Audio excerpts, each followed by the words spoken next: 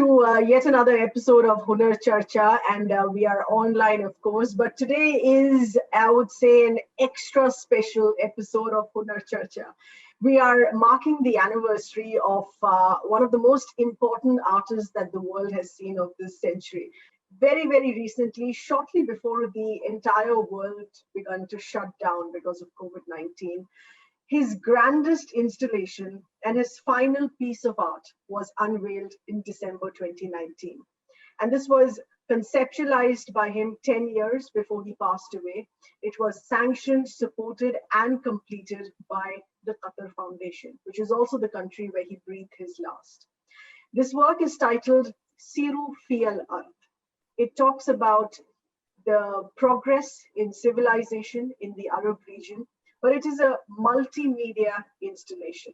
And this is what we're going to be focusing on today. MF Husain was born in Pandipur, India in September of 1915 and died on the 9th of June 2011. In between that time, he completed over 40,000 paintings, became arguably the most important artist in the history of modern India, and sent shockwaves through the art world that can be felt to this day. And he did all that while barefoot, or at least most of the time, but we'll get to that later.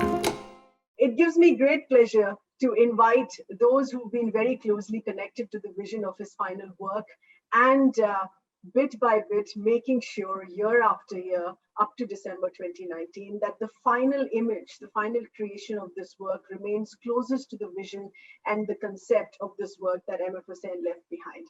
I have with me Ms. Layla Bacha, who is the Senior Art Specialist of the Qatar Foundation, and Mr. Mustafa Husain, who's MF Husain's son. Thank you both of you for being with us here on HUNAR CHARCHA online. Thank you very much for inviting us. Thank you for inviting us. Layla, my first question here to you on what is SEEROO FI AL ARDH about? Because we've seen a few images of it which are available. It's like a multimedia part performance, huge grand installation. It has a huge mosaic wall of the signature Husain horses. Then it has life-size sculptures of Murano glass Husain horses. And within that, you have vintage cars and sports cars spinning around as well. And all of this talks about the progress of civilization in the Arab region. How does this exactly all come together? Well, it all started with a commissioned collection of MF Husain by Her Highness Sheikha Moza bint Nasser, the chairperson of Qatar Foundation, where she invited the artist to work on a collection of work that reflect the Arab and Islamic civilization to start with. Okay. So it wasn't only SEEROO FI AL ARDH, it was a collection of 99 paintings reflecting the 99 names of Allah, and also SEEROO FI AL ARDH. We have a very nice handwritten letter from the artist explaining what he wanted to do. All his vision is really documented, all the drawings, the description of the art. So SEEROO FI AL ARDH is very, as you have mentioned, is very, very specific typology of artwork to start with. It's not like any other artwork. We call it a show because basically to experience it, you would need to go there and you have to sit and enjoy a show of 20 minutes where you have all the elements of music, light show, sculptures, as you said, Murano horse. It's a stage that goes up and down. It is a show. It is one of a kind installation that you can ever see. And not mentioning that it was started in 2009. And at that time, to think and to create such an art piece, such complicated also, you know, like because it's a huge dream. So it was a great pleasure, you know, for me and to see that Qatar Foundation really realized it at the end and making it accessible to the public. Unfortunately, as you have said, we opened it just right before the COVID-19. Exactly, yeah. And we cannot wait until it's open again after the pandemic is over. Right. So if you want to tell you more about the story of SEEROO FI AL ARDH, as you have mentioned, it's a quote from the Quran, which can be translated into walk through earth, where the artist wanted to, you know, to show how humankind wanted to discover the earth first by walking, and then by riding horses, and then he thought about flying, and then he created cars so he can discover further. So it's all about this journey of the humankind discovering the earth. Wow. But of course, we have to mention that the SEEROO في الأرض as a title is not new. And it has a very deep connection also with Doha, with Qatar, because we found out that his exhibition, that the very, very first exhibition in the 80s that took in Qatar was titled SEEROO في الأرض. And for that, we have we really are happy to have a catalog of that exhibition with the title also shown in the surrounding area of the artwork, so we can tell the story, the connection of how it all started. You know, it's not something that came out of the blue, but for me, when I look at SEEROO في الأرض, I look at Maqbool Fida Hussain, that he created during his life all type of art, if you would like sculptures, cinema, billboards, furniture, everything. Absolutely. And at the end of the day, he created the SEEROO في الأرض, where he basically, the way I see it, he worked, he experienced, he created during his life into this one art piece that created a show at the end. Exactly, it's like a total piece of art that includes all this kind of typology of art that you can even think about. Right. You know, Mustafa, Layla just mentioned that this has been in the making since 2009. And I somehow, honestly, and I'll tell you why, I feel connected to this final work of art that he's done, the SEEROO في الأرض, because the last meeting that I had with him was in Dubai in 2009 at the very apartment where you're sitting at. This was for a special interview for CNN India. I came here only for about 4 years back to work on the history of Arab civilization. Okay.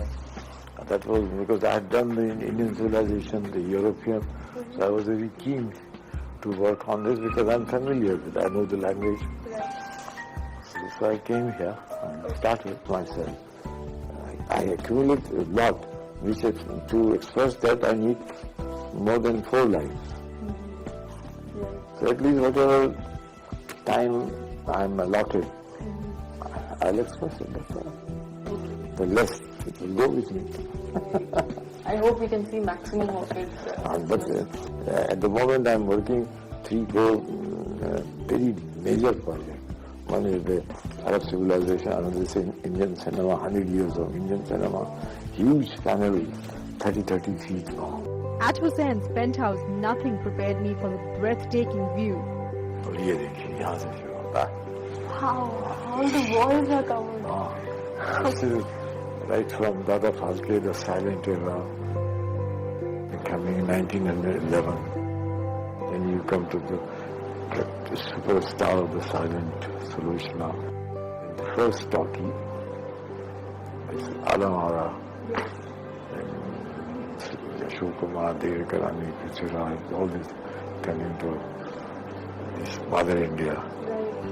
Like this, there will be 20 panels.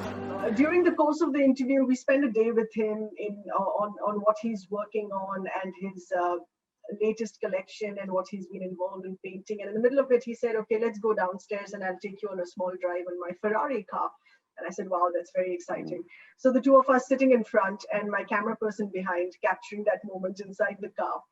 And he said, you know, Seher, it may seem very fancy that, you know, I'm here on for reasons that people say is a self-imposed exile, and I chose to step out to find mental peace. And it may seem very fancy that I'm here driving a fancy sports car in a red Ferrari, no less. But you know, this is for a work of art. And I said, yeah, right. To have the sports car as a work of art, very nice. So I didn't take that very seriously. And now the icing on the cake, the best way to end the day, a Ferrari ride with the Globetrotter. Otherwise, living all over the world. That's not passion. You see that sound?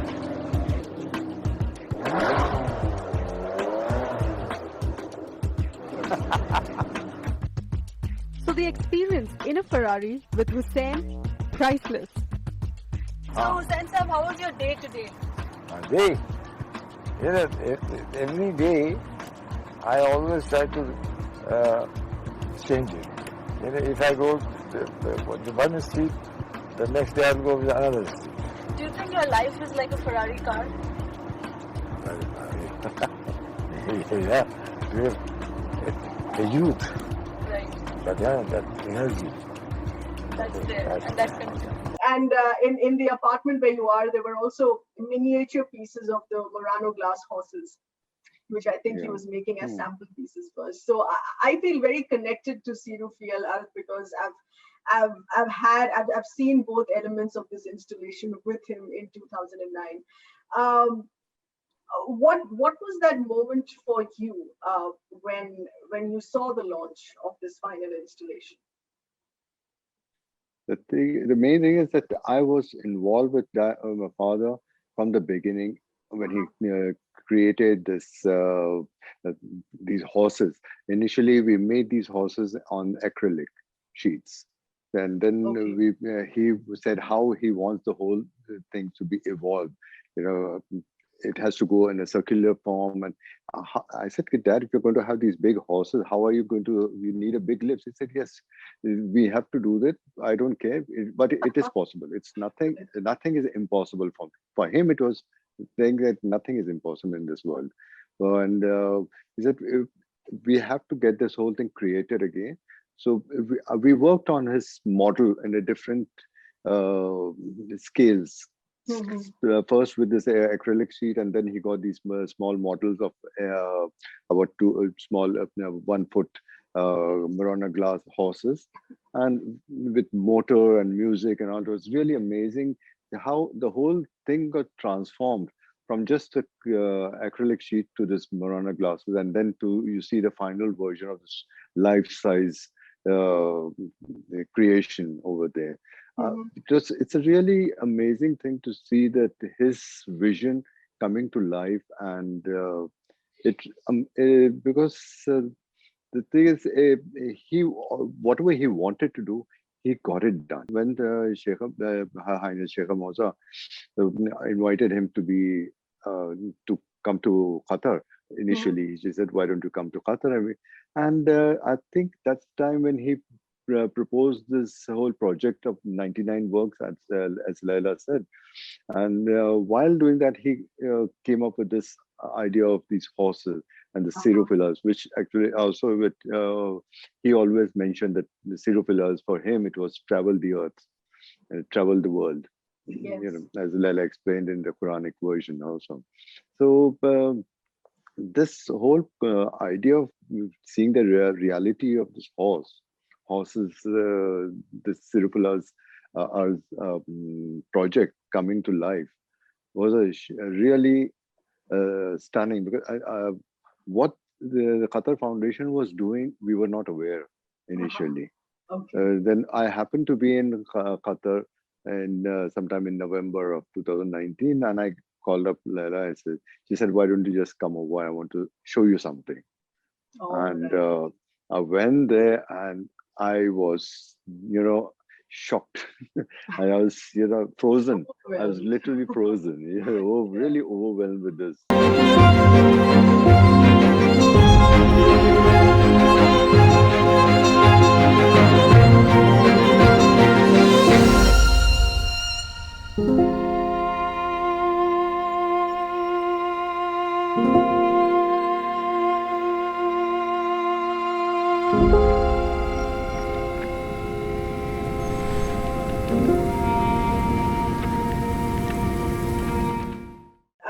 Layla, what have been the nature of interactions that you've had with MF Husain while he was conceiving this work, and how challenging was it to complete this work after his passing away? Was it challenging, or had he left behind enough clear set of instructions of his vision? So we were lucky that the artist had everything very much detailed. in documentations, in drawings, and descriptive letters. And also we were lucky that samples were also realized. The Murano horses, the 5 of them were already done in small mock-ups, and he was, alhamdulillah, alive to witness the crystal one, the white one, finalized. And we have a very nice picture of him posing next to this horse. Everything else, we had everything ready, the measurements, the detail. Like, as I said, like, mashallah, he was like really, really into details. And as if he had it in his mind ready. And he just, basically transferred this information into papers, and he worked on it up until he unfortunately passed away. So after he passed away, it was only a matter of continue what he already started. And we had everything ready, as I said, and we wanted to make sure that we are really, really faithful to his vision and to his drawings and to his, creativity. And it was so complicated. Yes, I would say, as I said, like, it's not a usual art piece. Those horses made out of Murano, I don't think they have ever made that before. Murano is like this blown up glass that usually make very small sculptures out of them. Suddenly you have life-size horse made out of Murano. And I have to mention the story because it shows you how complicated and how like one of a kind is. The Murano workshop that created the horses in Italy, when they finished the horses, because it was the first time making that much big pieces, they realized that their door cannot make those artworks goes out because they are not, the workshop is not made for such a big pieces that they had to break down the wall to get them out of the workshop.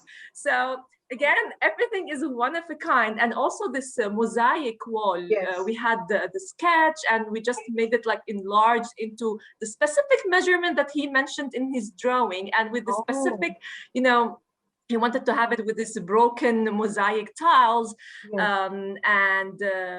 So the same applies for everything, for music, for the sculpture, the bronze sculptures. I think the most complicated thing was the stage.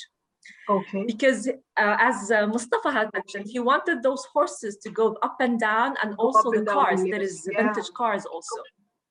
Yeah, synchronized with the music and the show. And to build up this, that was like really technically maybe, and as Mustafa had mentioned, going to the basement and seeing the work behind the SEEROO FI AL ARDH is a whole different story. And this stage to hold those cars, to hold those Murano horses, very, very fragile crystal horses out of glass. So you cannot make them fast. It has to move in a certain way, in a certain speed. It's like it required a whole team of engineers, of architects, of specialists, of conservators, of like, and then like when they asked me why it took so long to finish, well, you have to come and see. SEEROO FI AL ARDH was inaugurated in 2019 at Qatar Foundation. And now, well, now you're ready. Now that you've seen the humble beginnings of one of the most important artists of the century, a man with a body of work so vast that it's impossible to catalog, a man who saw 2 world wars and the independence of his country, a visionary who witnessed as men controlled animals, then machines, then the skies. So welcome to MF Husain's last artwork.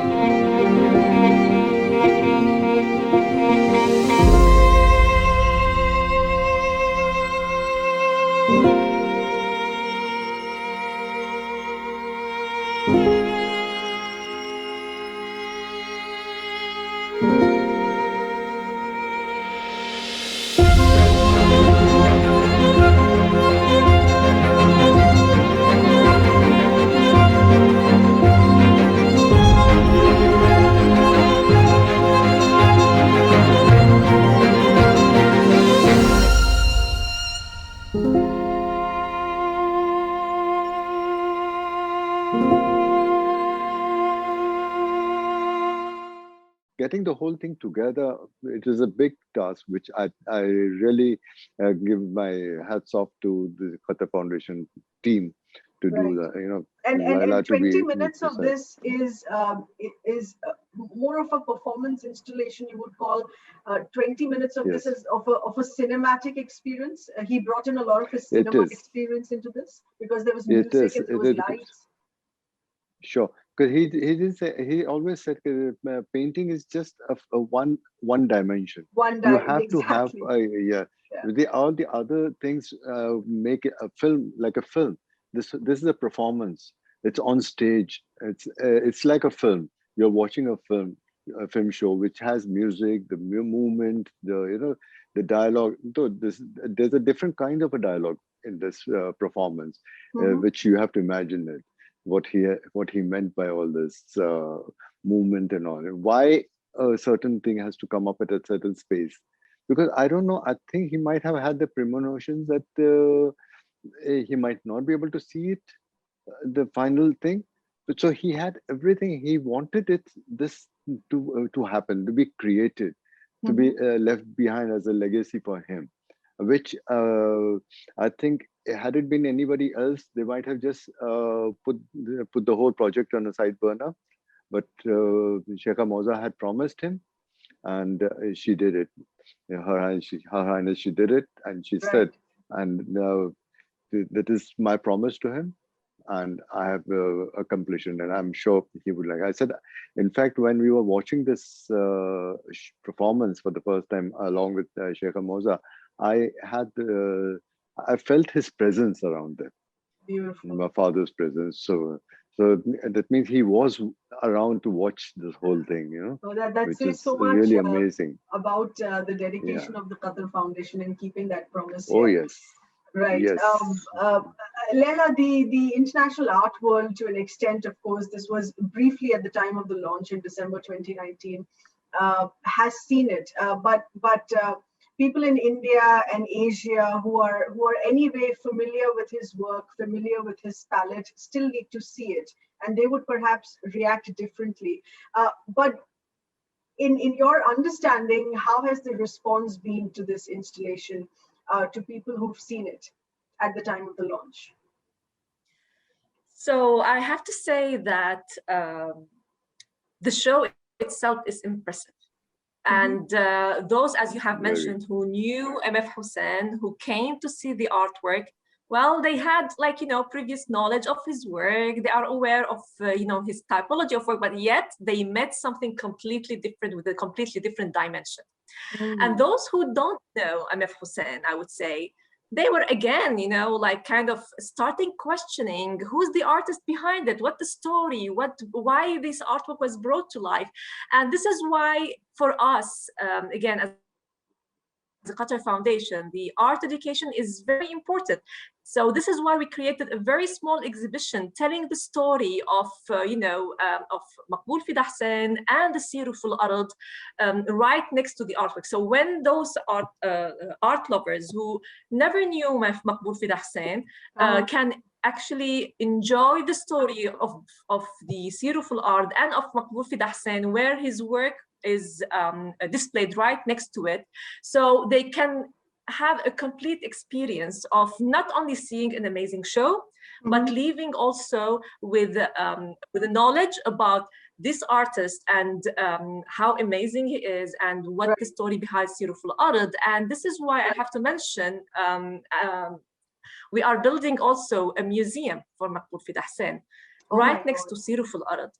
Because for us, again, so we wanted to show the story of Maqbool Fida Hussain from the beginning all the way to the last artwork, which is SEEROO Fi Al Ardh, in the same location.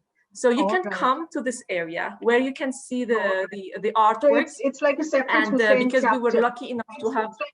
Would that mean that you would be also acquiring more of his works, his older works, and his larger repertoire, what he's made in India? It's currently, the museum is under development. When we have a very generous, donation from the artist for his collection, his artwork collection.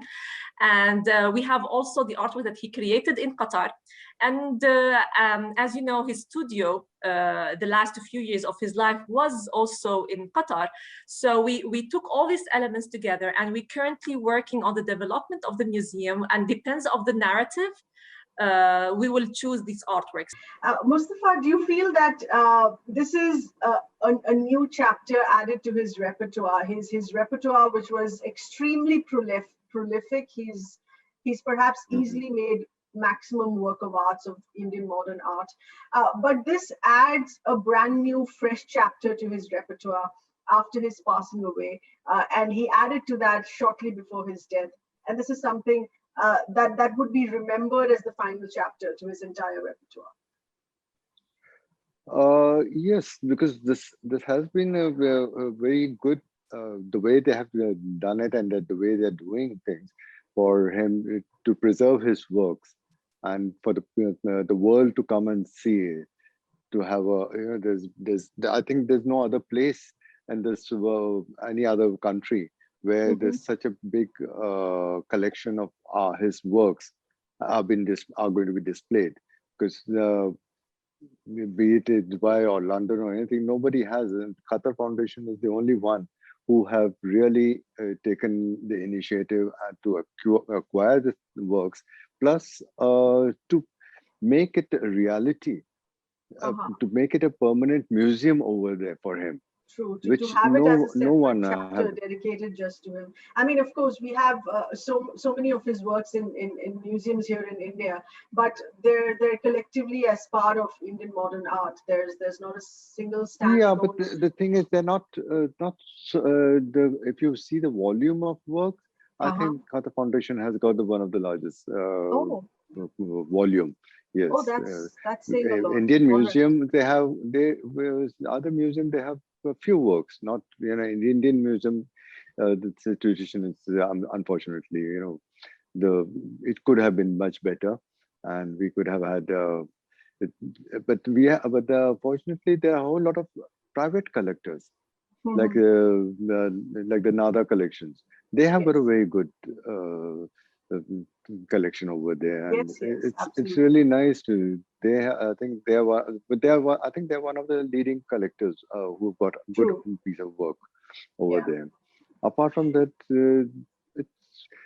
individual collections are there, which not many people know about, but we know quite a few people who have this. But unfortunately, they are not available for the people to come and visit. Layla, there's a documentary that has been made here for the international audience as a brief introduction to Hussain till it ends with the unveiling of this installation, SEEROO FI AL ARDH. Do you think that of what has happened in India and the circumstances under which he decided to settle in Qatar finally also accentuates the importance of what Qatar has had, or the support of the Sheikh and the Qatar Foundation has had in his final years in his life? So the documentary was created basically, as I have mentioned, for us, very important to recognize and to raise the awareness of the importance of Maqbool Fida Hussain. And through this documentary, wanted for the public to learn more about his background, his story, and later on, telling about SEEROO FI AL ARDH, of course, the latest work. I have to say that, for Qatar Foundation is having Maqbool Fida Hussain and SEEROO FI AL ARDH specifically is part of, our art strategy, because we live in a community that is multinational. And for us, the art is not only a decorative element. It's not something just to put it there and to show off with, but it's a way of informal way of education, if you would like. And through this art, we can tell a lot of story, not only about the artist, but also about introducing the culture of the region. And this is why when he was commissioned to do a collection about Arab and Islamic heritage and civilization. And Maqbool Fida Hussein was selected basically for two elements, because he was, Muslim. He was even, we all know that he was trained to be an imam. So his usage of Quran is for spiritual meaning. It's not like only aesthetic use. And also because Mustafa can tell us more about this, about the origin of his family to be from Yemen. And this is why he conducted a trip to Yemen to learn more about, his origins. So his time in Doha was somehow to discover, if you would like, his roots and his connection to this Arab and Islamic civilization. And this is why it fits perfectly within the Qatar Foundation Artist Strategy. And because we are a foundation, one of the main pillars is education. We don't believe only of showing art pieces. We believe in making them accessible to everyone and making the information behind it accessible also. So if you are there physically, you would see the art piece, you would see the exhibition and have, the knowledge delivered. But if you are not there, the documentary is there and you can learn from various different way about this artwork and have this information accessible to as much as audience as we can. Today, a work of art is not confined to a limited source. Its materials, say, color pigments, brushes, canvas, which I have been doing since my childhood. But now, I've tried to tackle the film medium. And this cinematic side project, his first ever film, went on to win the Golden Bear in Berlin. That's just the kind of genius he was. But despite his overwhelming success, MF Husain had always had his fair share of critics. And in the 1990s and early 2000s, it reached a turning point.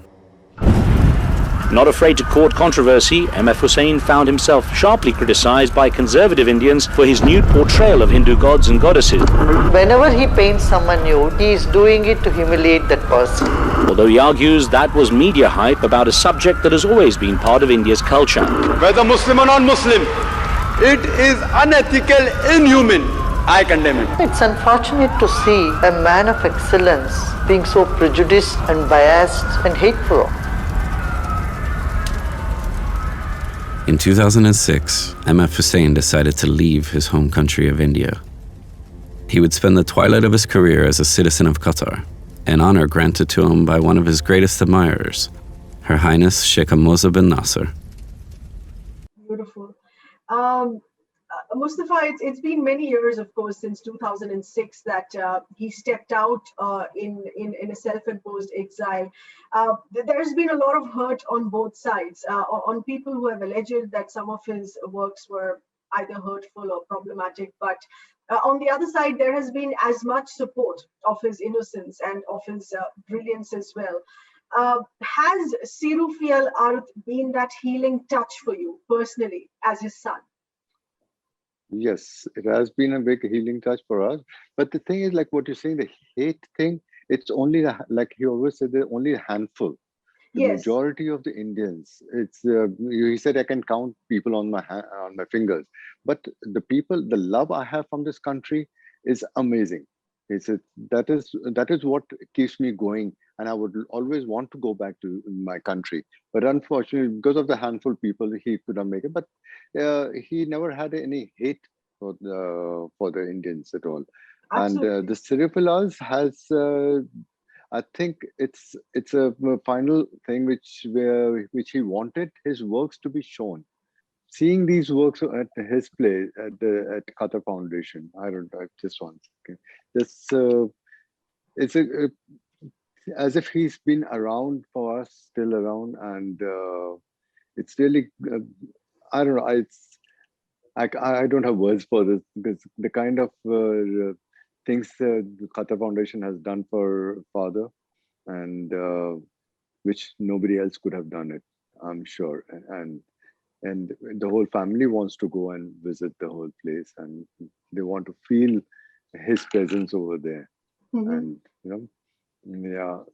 Hussain Saab and I were 60 years apart. I started out as a young journalist in my 20s, and he was already 88 years old, and I was in touch with him continuously till he passed away. But I've had such incredible conversations with him, with a deep impact, and what he's had to observe and say, and what he's carried with himself.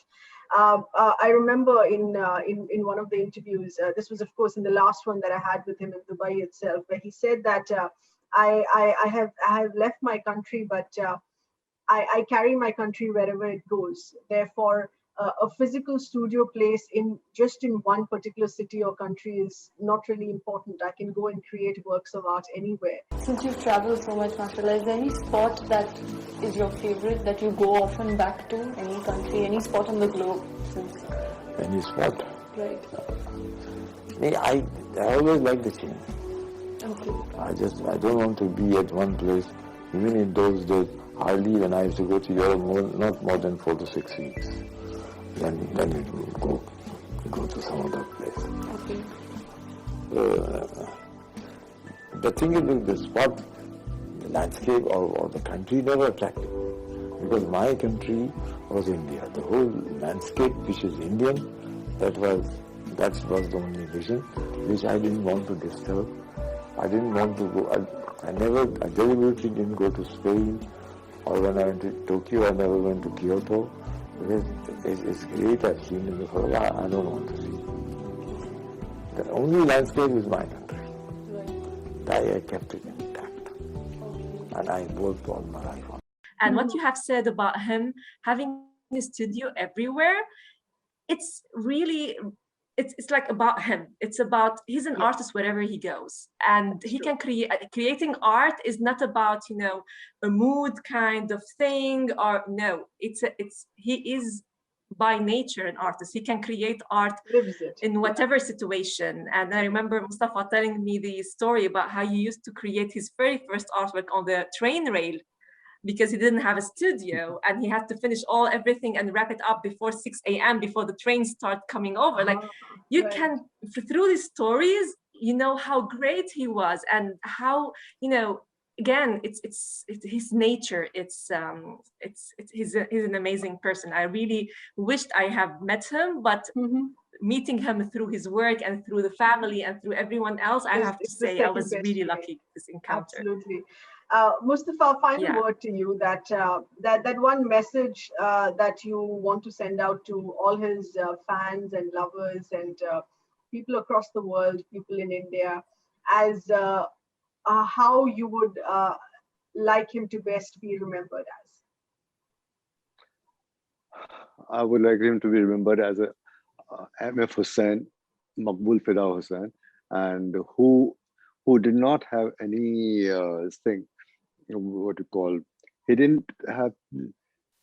he had love for each and everybody. There was no differentiation between being an Indian or American or Qatari or any other country. That didn't make it. Everybody was a human, because this is what always he taught us also, like, you are a human being first. So in general, everybody is a human, and there you should know, and he should be remembered as a human being, of an artist, a painter, for everybody. He was a painter for everyone, not just for the elite or anything, but for everyone, the common man and everything.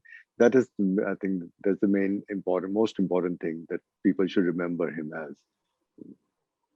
Beautiful. Thank you so much for being with us, with our viewers and followers on Hunar Charcha online on this very special conversation. And it's been wonderful revisiting his work, his memory, but more importantly, we're visiting a work which is brand new, and yet another offering that he's had to make to the world even after he passed away.